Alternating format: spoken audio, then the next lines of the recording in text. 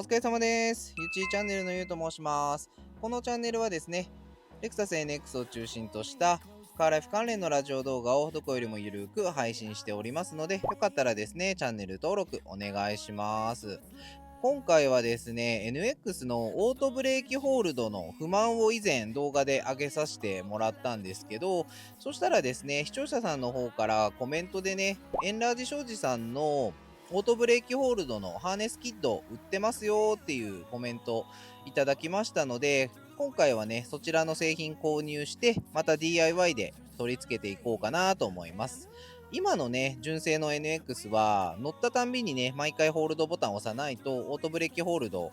効かないんですけど、このね、ハーネスキットを使うと、シートベルトを締めると、自動でね、オートブレーキホールドが作動するっていうありがたい便利キットですので、その使い勝手をね、取り付けて一度試してみたいかなと思います。簡単ではあるんですけど、取り付けした際のね、写真とか動画も一部撮ってますので、よかったらですね、そちら見ながらですね、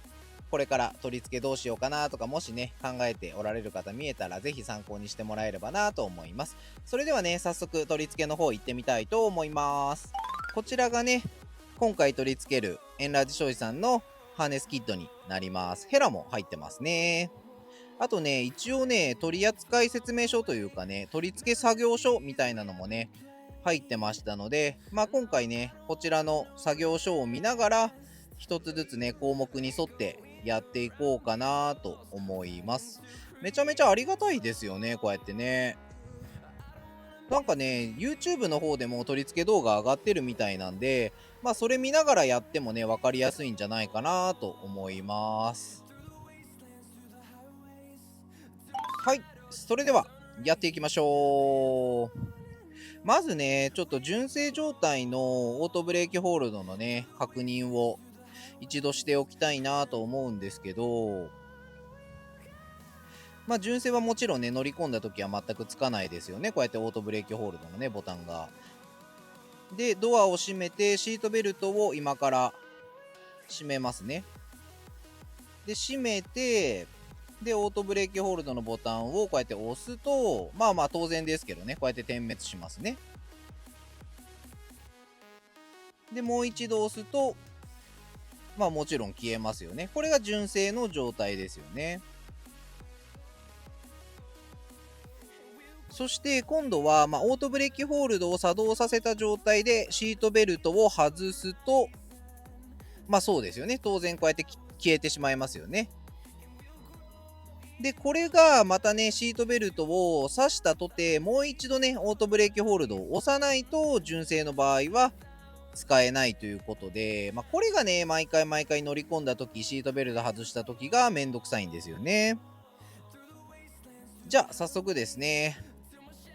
取り付けの方をやっていきたいかなと思うんですけど、まずね、ハンドル部分の下のカバーを外さなきゃいけませんので、ハンドルをね、右左回して、ネジが左右1箇所と、ハンドル下にも1箇所止まってますので、そちらのね、ネジを3箇所外しまして、で、その後ですね、下の下部のハンドル下のフードをですね、外していこうかなと思います。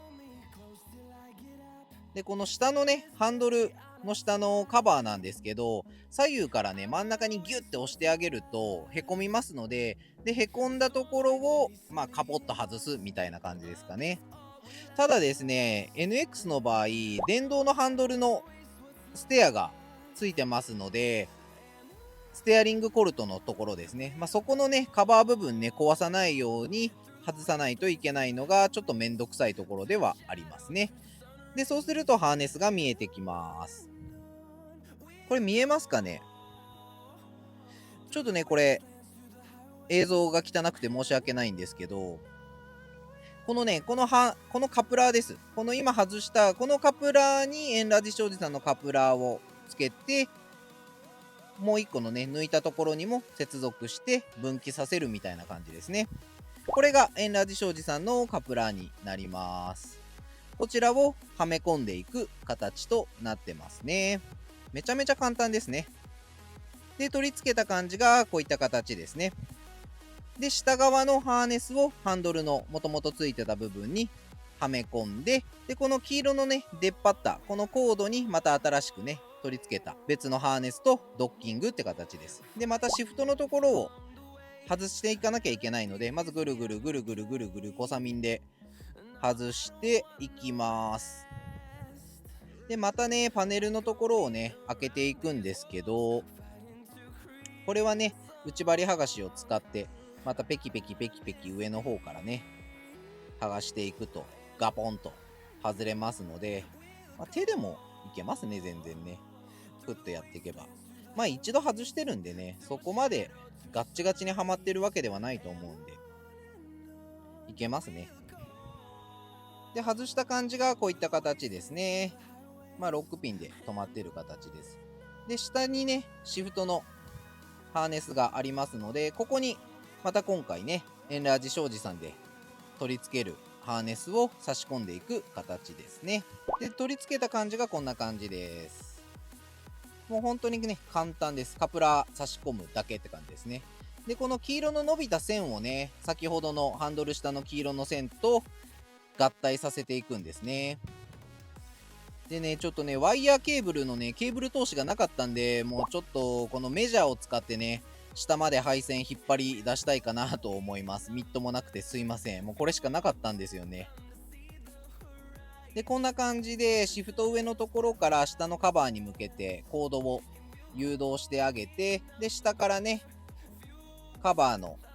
下部に沿って、ハンドルの下まで誘導してあげるっていう形ですね。こう横へ引っ張って引っ張って引っ張って中に入れ込んで入れ込んでみたいな感じでやっていきます。でね、意外とね、これね、コードがね、短かったんですよね。今回買ったエンラージ商事さんのコードが。なんで、本当だったらね、もっとコードが長ければ綺麗に伝わしてね、いけたと思うんですけど、で、このハンドルの下の方まで誘導してきて、さっきのハンドル下の出てる、この見えてる黄色いやつとガチャンと合わせていくと、とりあえず取り付け自体は終わったっていう感じですね。でね、これね、配線がね、意外と短かったんで、ちょっとね、引っ張り出すのにね、苦労しました。取り付けた感じはこんな感じです。で、ある程度たわみ持たせないと、シートメモリーのね、兼ね合いがあるので、ハンドル上下に動きますので、ある程度ゆとりがないとね、コード引っ張ってしまいますので、その辺はね、気をつけていただいた方がいいかなと思います。それでは、実際取り付けしましたので、動作確認をね、やっていきたいと思います。今はこれ乗り込んだ状態でもちろん消えてますよね。そして、シートベルトをはめます。どうでしょう。お、ついた。こうやってね、自動でつきましたね。これでね、動作確認取れましたんで、しっかりね、機能してるっていうことですね。いやー、これ便利ですね。シートベルト刺した瞬間にオートブレーキホールドが点灯するのは。これどうなんでしょうね。シートベルトした状態でドア開けると解除されちゃいますけど、ドアを閉めると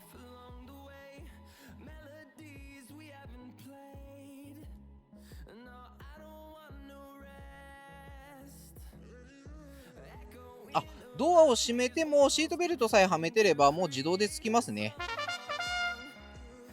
でね、これ作業し終わった後に、ギアをね、バックに入れると、こういった感じで、レーンがね、誤認識されてしまうエラーがあったので、そのエラーのね、初期設定方法も書いてありました。まず、ハンドルを左いっぱいに回して、そこで10秒間保持します。そして今度は逆に、右側にハンドル目いっぱい切った後に10秒間保持します。これをやることによって、レーンが初期値のまっすぐな状態にまた戻ると書いてありましたね。これで戻りました。あとですね、今回またエラー、シフトの下のコネクタを抜いたことによって、EPB 異常ですね、パーキングブレーキのセンサー異常がまた表示されたんですけど、これはね、もうレクサスの販売店に行かなくても、シフトの下にあるパーキングボタンですね。このパーキングボタンを上下上下上下って形で3回ぐらいカチカチカチカチやると、もう EPB のセンサー異常初期化されましたので、もしね、そういったセンサー異常がね、出てしまった方、それやられてみるといいかと思います。ということで、今回は、エンラージ商事さんのレクサス NX 向けのオートブレーキホールドのハーネスキット取り付けさせていただきました。いかがでしたでしょうか？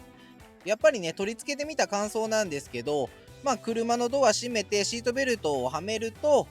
自動でね、オートブレーキホールドが点灯されますので、もうこれでね、毎回毎回スイッチ押さなくてもいい煩わしさからね、抜け出せると思うと、やっぱちょっといいですね。少しなんか楽になったような気がします、ほんと。でね、これ車検の時とか出す時は、純正の状態にも戻すことができます。一応同封のね、書類の中にその操作方法も書いてあったんですけど、オートブレーキホールドボタンを7秒以上長押しすると、3回オートブレーキホールドが点滅して、それで純正状態に戻るという形です。で、オンにするときはエンジンをかけて、ドアを閉めてシートベルトをした状態で、また7秒以上長押しすることによって自動オートブレーキホールドオンの設定に切り替わるという形なんで、いつでもね、純正に戻せるし、オートブレーキホールドのオンの状態にもできるということですね。で、作業内容もそこまで難しいことではありませんので、カプラーオンするだけですのでね。で、値段もね、そこまで高くないものですので、つければずーっとこの恩恵が受けられると思うと、なかなかいい製品かなと思います。本当にね、教えていただいた視聴者さん、本当にありがとうございました。これでね、妻の不満も一つ改善することになるかと思いますので、もうね、すごく嬉しいです。妻に報告したらね、もうこれで私これで毎回押し忘れることなくて済むって言ってね、すごい喜んでたのでね、妻に代わって感謝申し上げたいと思います。ありがとうございました。またですね、何か有益な情報ありましたら、ぜひコメントで教えていただけると嬉しいです。今回紹介した商品はですね、概要欄にリンク貼ってありますので、興味ある方はそちらから一度覗いてみてください。それでは最後までご視聴いただきありがとうございました。今回はこれで失礼したいと思います。ではでは、さようなら。